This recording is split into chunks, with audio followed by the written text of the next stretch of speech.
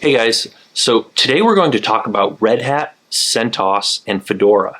So I'd like to preface this by saying that Red Hat does do a lot of good things. They do a lot to build the open source community, and they generally do a lot of great stuff. Now, so some of their actions could be seen as having been taken against other for-profit companies and not so much against the community. Now they have done they've done some controversial things over the years, and we'll kind of go over some of that stuff. Now, I haven't always followed everything super carefully, and I might be missing some of the facts. I might be getting something wrong. If I'm saying something that's incorrect, make sure to leave a comment down below letting me know why I'm wrong and what I should have said differently. So, any case, I started out with Red Hat before it was Red Hat Enterprise Linux. Before RHEL existed, I started out with Red Hat 6.2. This was way back in the early 2000s when I first started out with Linux. Now, shortly after, not too long after that, in the general scheme of things, RHEL was announced. And Fedora was created as basically the free community edition. And basically RHEL was still kind of available, but you were kind of expected to pay for a license, and the source was still made available. So Fedora was it was newer and less stable. Basically, for example, they would include a beta version of Firefox in it. That was one thing that stood out to me, and I noticed this is like way back in I noticed that one particular thing. I think that was like 2006 or so. So it was a long time ago. I mean, I started out with Red Hat way back in I want to say like 2000, 2001, something like that. But yeah, in any case, yeah. So it's a less stable, more cutting edge stuff. Which is totally fine and actually generally preferable for a desktop system. So, any case, it's not something you would usually want to run on a server. Your servers will probably be fine running Fedora, but it's not something if you're running a business or a large enterprise, you're not using Fedora for your servers, and it's just seen as not as stable and so on and so forth. Anyways, so people have called Red Hat the Microsoft of the Linux world, and this is going way back to the early 2000s. That's not even like just a today thing. Now, it's funny because Microsoft used to be very anti-Linux. Now Microsoft loves Linux. It's like, what a time to be alive. Who would have ever thought it would come down to this?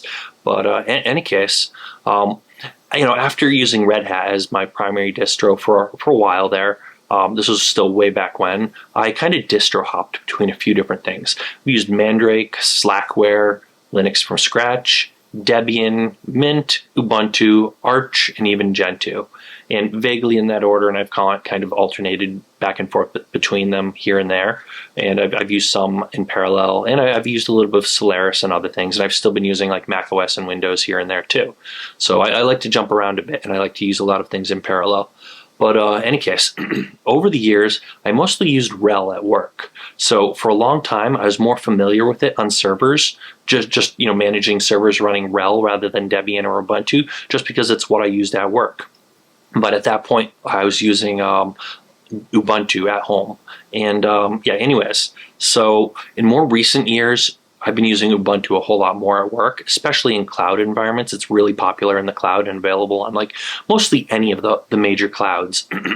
So I feel like it's still corporate. It's like the other corporate distro. And Canonical, the company that owns Ubuntu, also receives a lot of criticisms for some questionable decisions they've made over the years too, and decisions that they continue to make. But in any case, so let's move along to CentOS. So CentOS is basically a clone built from the same source, but without the branding. So it's supposed to be 100% bug-for-bug compatible with RHEL. And basically, the way this came to be is that Red Hat is required to provide the source code because of open source licensing, since they built their system off of free open source source code. When they build something based on that and modify it, they're required to also share the source code for the thing that they built. So yeah, sure, they can sell access to the binaries, but they have to provide access to the source code for everybody.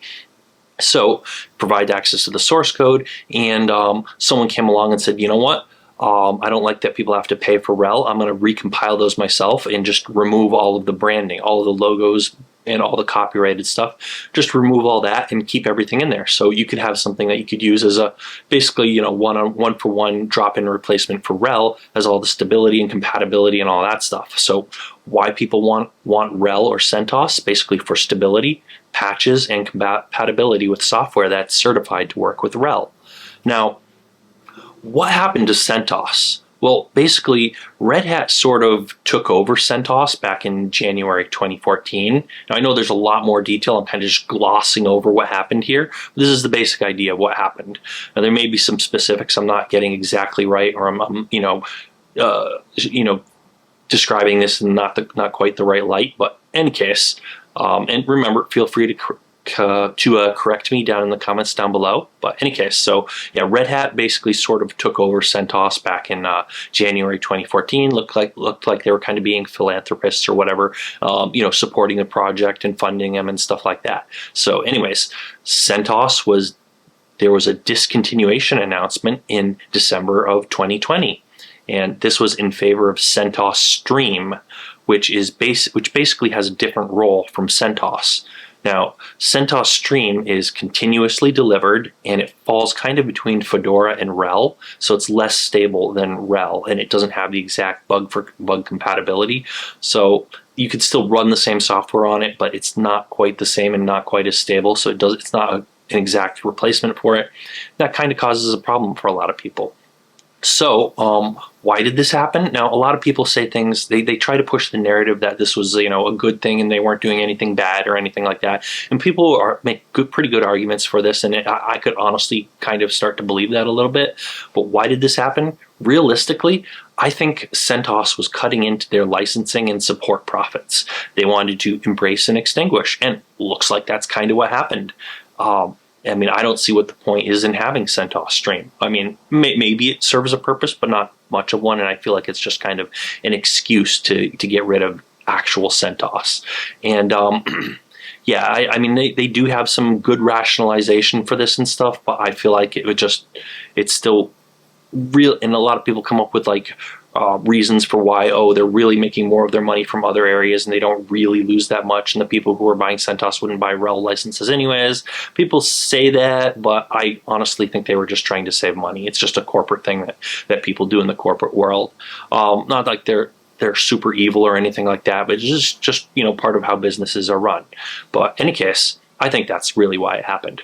But one thing that happened, because some of this was because of it, and some of these already existed, but there were new RHEL clones were created. So there was Rocky Linux, Alma Linux, and Oracle Linux, and some others, a bunch of others actually. Now, Oracle Linux, at the very least, Oracle Linux has been around since a long while before this point. It was like Oracle's solution that was RHEL compatible. Now, and there were others. There's like Scientific Linux and a few others too. So anyways, these were all supposed to be 100% bug for bug compatible with RHEL. Now, later on, or after Red Hat had taken over CentOS before they discontinued it, the company Red Hat was acquired by IBM in 2019. And Red Hat makes cloning more difficult in 2023. So that was kind of the big news that just recently came out. I think that was a little bit earlier in the year. I forget which month. But yeah, as of today, this is late November 2023, the day of recording this. And so they've made cloning RHEL more difficult. So basically the sources are no longer public, but basically you need an account to access the source, and the terms of service forbid you from redistributing the source. So while legally, if you get a hold of the source as a customer, you're allowed to, so I guess technically, according to the license, even though this goes against the spirit of the license, they're only required to give source to people that they give binaries to.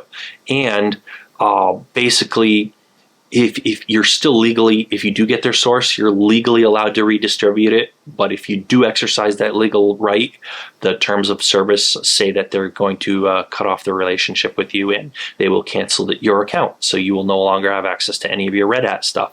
So they forbid you from redistributing it. That makes things like continuing development on Rocky Linux and Alma Linux a whole lot more difficult. And I vaguely remember reading something about them no longer setting out to copy rel one for one, and they're going to be a little bit behind it, which is kind of messed up. I forget the exact details to that, but I think it was, yeah, it's kind of messed up in the same way that CentOS stream is messed up. But I think they were a little bit better than that, but still not quite an exact duplicate, so they're not achieving the goal they set out to achieve, which is kind of messed up. So any case, yeah, that brings us up to basically now. So that's about everything I wanted to cover. So like, leave a comment down below if you know more about the situation or if I got anything wrong. And yeah, if you have any comments, questions, just leave a comment down below. I want to know what you think, and probably the other people watching this video are really curious what the comments are going to look like and what other people have to say about the situation. And that's about it. So remember to give me a thumbs up, hit the subscribe button, hit the bell icon, because you don't want to miss out on our other great content. We have a lot of other great a lot of just Linux stuff in general, not just Red Hat, but like Ubuntu, Arch Linux, Gentoo. We just put out some Arch and Gentoo videos just recently, just before this one. But we cover a lot of like servers, operating systems. We still do Mac OS and Windows and stuff. Raspberry Pis, electronics, Raspberry Pi clones, 3D printing, networking, sometimes like computer security and stuff, and just a lot of great tech stuff you're not going to want to miss out on in your YouTube feed. So if you want a better YouTube feed, remember to hit that subscribe button, hit the bell icon, otherwise YouTube won't let you know when we come out with new videos. And that's about it for today. So thanks for watching, and we'll see you guys on that next video.